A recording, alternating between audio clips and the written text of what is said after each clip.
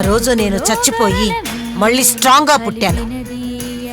Friend అని నీ దాన్ని నమ్ముతుంటే కేవలం డబ్బు కాసపడి కామానికి ఆశపడి నీ మనసులోని ఆలోచనని దాచిపెట్టి ముసుకేసుకొని తిరుగుతున్నావు కదా. నువ్వసలు మనిషివిరా? మీ ఇద్దరూ నా జీవితంతో ఎలా ఆడుకున్నారో అలాగే నేను కూడా నా మొహానికి జోకర్ ముసుగు వేసుకొని ఒక ఆట మొదలుపెట్టాను.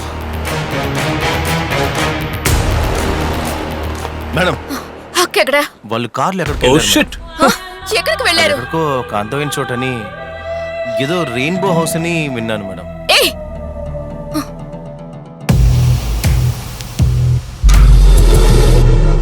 Oh shit! Ria!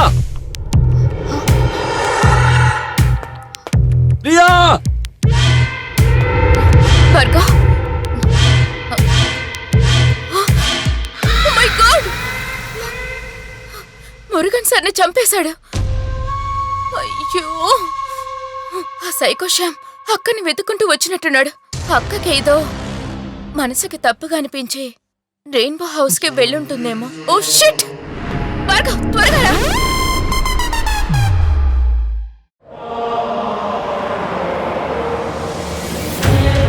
చాప్టర్ 1. ఆ రోజు రాత్రి 10:30కి రియా నాకు ఫోన్ చేసి సైకో శ్యామ్ జైల్లో వైలెంట్ గా బిహేవ్ చేస్తున్నాడని చెప్పింది. ఈ ప్రపంచంలో ఉన్న అన్ని సీరియల్స్ కిల్లర్స్ గురించి డీటెయిల్డ్ గా నేను స్టడీ చేశాను. అందులో సైకో శ్యాము ఒకడు. అందుకని మీలాంటి చెడ్డవాళ్ళని అంతం చేయడానికి జైలు నుంచి సైకో శ్యామ్ తప్పించుకునేలా చేసిందే నేను. అందరూ కాస్త బయటికి వెళ్ళండి. నువ్వు సైకో శ్యామ్ కాదు, rank student Shyam Sundar, B E gold medalist. నీ చరిత్ర మొత్తం నాకు తెలుసు. నీ జీవితంలో జరిగిన సంఘటన వల్ల ఇప్పుడు నువ్వు క్రిమినల్ గా మారావు. ఈ పోలీస్ డిపార్ట్మెంట్ మీలాంటి వాళ్ళని ప్రశాంతంగా ఉండాలన్నా ఉండనివ్వదు. నీలాంటి టాలెంట్ అయిన ఒకడు పరిస్థితుల కారణంగా ఇలాంటి జైల్లో ఉండకూడదు.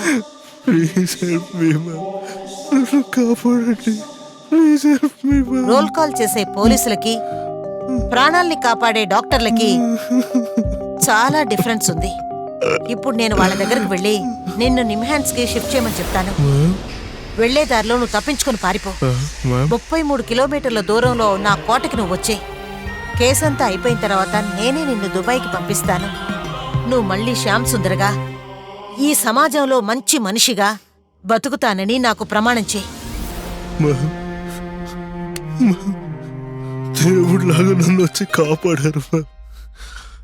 మళ్ళీ చూసినప్పుడు ఆ దేవుడిని చూసినట్టు ఉంది మ్యామ్. దీన్ని సేఫ్టీకి ఉంచుకో.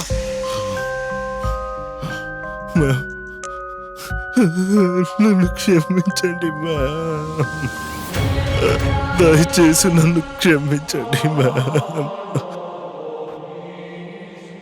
నేను చెప్పినట్టే పోలీస్ వాళ్ళు నిమ్హాన్స్ కి షిఫ్ట్ చేస్తున్నప్పుడు సైకో శ్యామ్ అక్కడి నుంచి తప్పించుకున్నాడు. అక్కడి నుంచి 33 కిలోమీటర్ల దూరంలో ఉన్న మా అమ్మగారింటికి ఇదే ఇల్లు, ఇదే స్థలం, ఈ రెయిన్బో హౌస్ లోనే వాడు నన్ను వచ్చి మీట్ అయ్యాడు. కేసు పూర్తయిపోయిన తర్వాత దుబాయ్కి పంపిస్తానని ఈ ఇంటి మేడ మీద ఒక గదిలో బంధించి పెట్టాను. ఇదే రెయిన్బో కోటలో.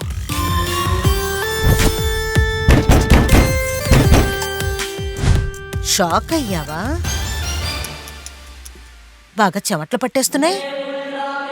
నీ పెళ్ళం సంపాదిస్తుంటే 24 గంటలు ఏసీలోనేగా ఉన్నావు.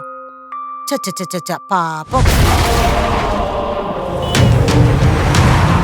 త్వరగా వెళ్ళు భార్గవ్. చాప్టర్ 2. ప్రతి రాత్రి నిన్ను మర్చిపోకుండా టాబ్లెట్ వేసుకో అని పదే నీకెందుకు చెప్పేదాన్నో తెలుసా? నీ తలనొప్పి పోవాలని కాదు, ఆ తలనొప్పి ఎక్కువ అవ్వాలని. ఆ రోజే రాజశేఖర్ దొరికాడు. బంగారం లాంటి పెళ్ళానికి డివోర్స్ ఇచ్చేసి ఆ అంజలి వెనకాల తిరుగుతున్నానన్న విషయం చెప్పాడు. వాణ్ణి అక్కడికక్కడే చంపేసి ఆ ఇమ్మోరల్ స్టోరీని అక్కడే ఫినిష్ చేయాలనుకున్నాను. కానీ నువ్వు ఆ రాత్రి టాబ్లెట్ వేసుకున్నావో లేదో చెక్ చేయడానికి మాత్రమే ఇంటికొచ్చాను. అది మాత్రమే కాకుండా రాజశేఖర్ సేఫ్గా ఇంటికెళ్ళిపోయాడన్న విషయం నీకు తెలియాలని అలా చేశాను. అందుకనే వాడు ఇంటికి వెళ్ళగానే కాల్ చేయమని చెప్పేసి వచ్చాను. నేను చెప్పినట్టే వాడు కాల్ చేశాడు. నువ్వప్పుడు తలనొప్పితో బాగా బాధపడుతుంటే ఆ మూర్ఖుడు మురారిని లెఫ్ట్ రైట్ 24 అవర్స్ అని కన్ఫ్యూజ్ చేశాను. మెడికల్ స్టోర్కి నేనే వెళ్ళొస్తానని చెప్పి ఆ రాజశేఖర్ గాడి ఇంటికి వెళ్ళి వాడిని అక్కడికక్కడే కాల్చి చంపేశాను. సైకోశామ్ స్టైల్లో హత్య చేశాను. వాడి వేళ్లని చేపలకి ఆహారంగా వేశాను. నిన్ను అంజలిని టార్చర్ చెయ్యాలని ఆ అంజలి విజిటింగ్ కార్డుని అక్కడే పడేసొచ్చాను.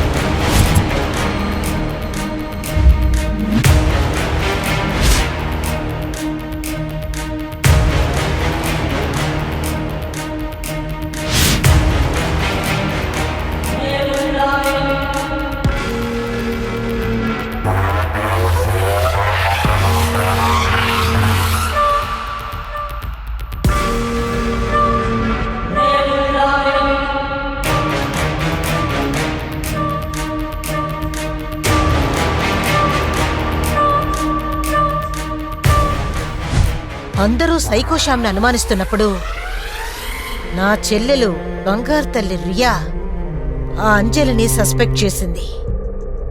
ఆ అంజలియే హత్య చేసిందని అన్ని పేపర్స్లోనూ మీడియాలోనూ వచ్చేలా చేసింది. అప్పుడే నా ప్లాన్ ప్రకారం ఆ అంజలి పేరు చెడిపోయింది. రియా, ఈ రెయిన్బో హౌస్ అంటే ఏంటి? ఈ రెయిన్బో హౌస్ లోనే నేను అక్క పెరిగాం. చాప్టర్ 3. రియా ఎంగేజ్మెంట్ లో ఆ పవన్ వచ్చి అంజల్ రియల్ క్యారెక్టర్ చెప్పినప్పుడు ఐల్ కిల్ యూ అని గట్టిగా అరిచి చెప్పినందువల్ల నాకు చాలా సంతోషం వేసింది.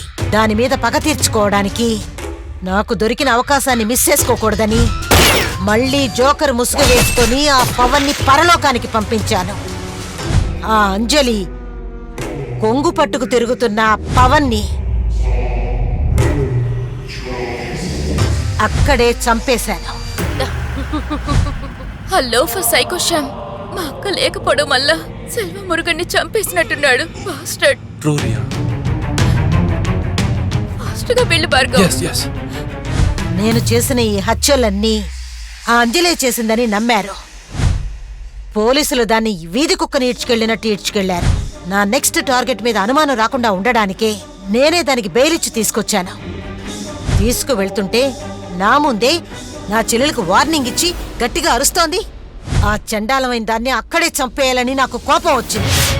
కానీ నువ్వేం మాట్లాడుతున్నావు అంజలి అని తన చెయ్యి పట్టుకొని దాన్ని బయటకు తీసుకొచ్చాను. చాప్టర్ 4.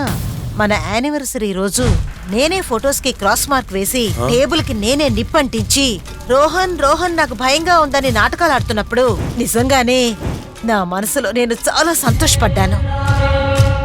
నువ్వు అంజలిని గన్తో బెదిరించినప్పుడు అయ్యో ఆహా నాకెంతో సంతోషం వేసింది. దాన్ని మన యానివర్సరీకి ఇన్వైట్ చేసిందే నేను.